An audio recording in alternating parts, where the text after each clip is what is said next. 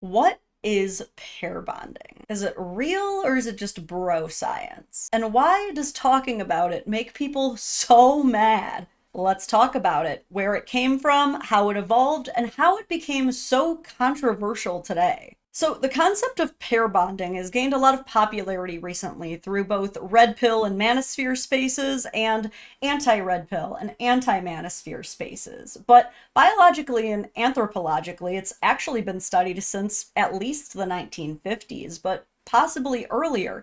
And its earliest study was on long term mating in animal species. In humans specifically, anthropologists use the term pair bonding when they're studying monogamy, attachment, and kinships in tribal and historic relationships. In its most basic definition, pair bonding refers to the idea that people tend to form more long term bonds with people that they spend intimate physical and emotional time with. Between the 80s and 90s, we see a rise in attachment theory when it comes to adult romantic relationships, building off of Bowlby and Ainsworth childhood attachment theories. You may have heard of these: secure, anxious, avoidant, fearful. From here, we started to see the term pair bonding used in relationship psychology literature when driving a contrast between short-term mating and long-term bonding strategies. And by the early 2000s, the study of oxytocin and dopamine in the brain and how it affects us, especially in relationships, started to lend even more evidence to the idea that humans do have a tendency to pair bond.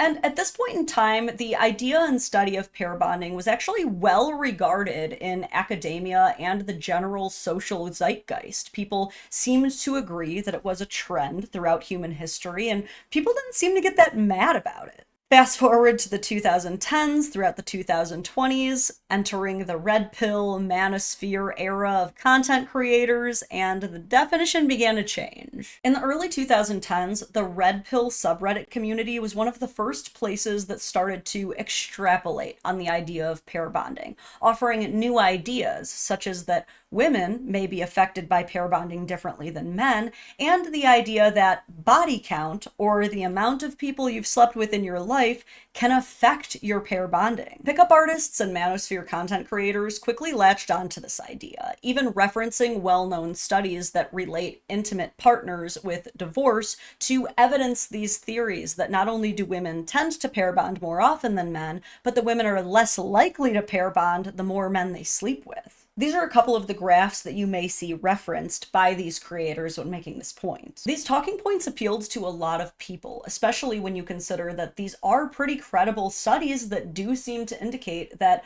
women with a higher body count do seem to have less successful marriages. Where they started to lose people, including myself, is when the claims became even more bold, with some suggesting that men don't pair bond and only women do, or that women completely lose their ability to pair bond if they sleep with too many men. People further bought into this idea when another study was released on prairie voles that found that when they had multiple frequent other mating partners, it did indeed disrupt their monogamous bonding. But two big issues people had with this. One, it really seemed like a lot of these men were trying to distance or minimize or even invalidate the idea that men also pair bond. And two, humans aren't prairie voles. While plenty of evidence exists that pair bonding is a very real phenomenon experienced by both men and women, there really isn't much credible data that you lose the ability to produce oxytocin the more sexual partners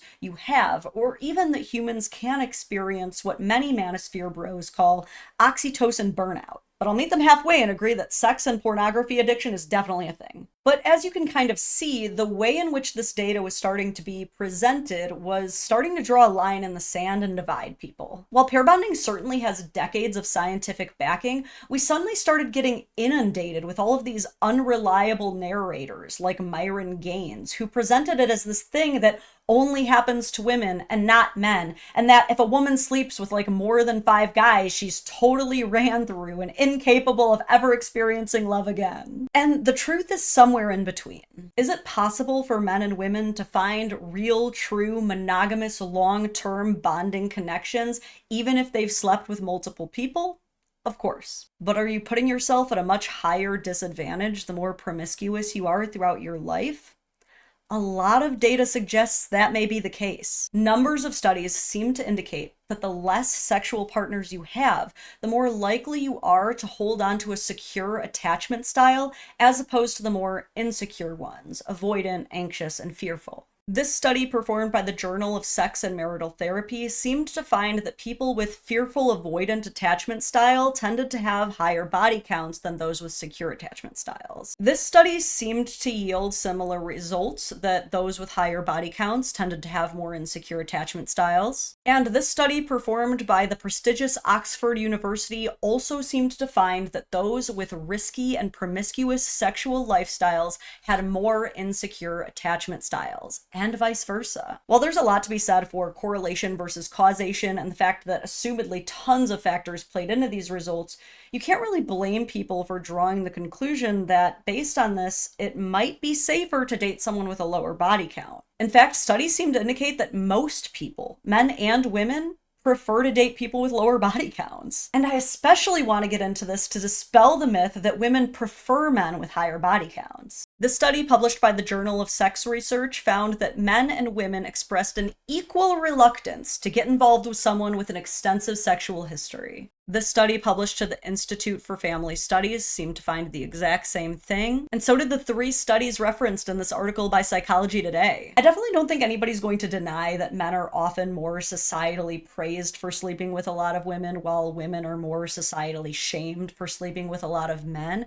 It's a total myth that women don't care at all how many people men have slept with, or that we even prefer that they sleep with a ton of people. I mean, do you seriously think we want a guy with 5 different child support orders in 4 different counties? From all the research that I've done, it appears that pair bonding is very real, but it gets a bad reputation because of a-hole podcast bros who have a double standard and love misrepresenting it as something it's not. I personally have experienced pair bonding, and I've always said that if you are able to sleep with someone over and over and over again and not develop any kind of feelings for them, you might be a sociopath. It's just natural to bond with someone that you're exchanging intimate parts of your life with, whether you're a man or a woman, but it's not something that can be measured down to an exact science. It's not this exact formula where for every 3 people you sleep with, you lose 20% of your ability to love. But there's definitely enough data to suggest that the more casual and short-term encounters you engage in,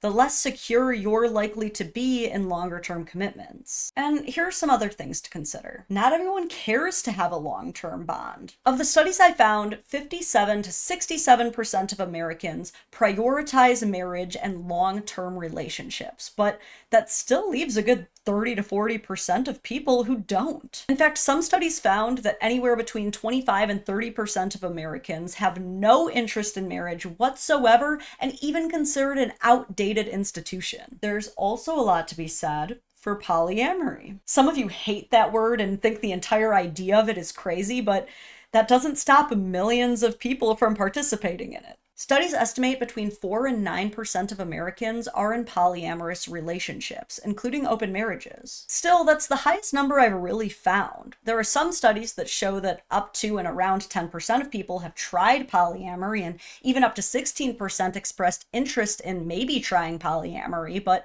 the numbers do seem to indicate that we tend to lean more toward monogamous pair bonding as a species overall. So, in conclusion, pair bonding is a very real thing with very real scientific backing, but it's not an exact metric or formula. It's not the exclusive rule for all human behavior, and it's not something that's going to prevent you from ever loving again. It's important to remember that women are not the only ones contributing to toxic hookup culture, and they're definitely not the only ones contributing to toxic porn addiction culture, both of which prevent humans from forming healthy and secure pair bonds. Hopefully, my little video essay has helped clear up some of the myths and misconceptions about pair bonding and taught you a thing or two. If you did enjoy my coverage, please please do hit the like button, subscribe to this channel, and turn on the little notification bell so that you know when I'm going live. You can also become a YouTube member on this channel or join my Patreon at patreon.com/thedadvocate for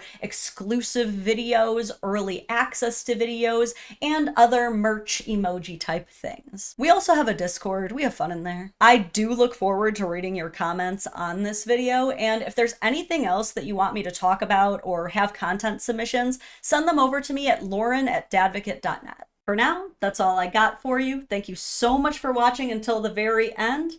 I'll see you guys in the next one. Until soon.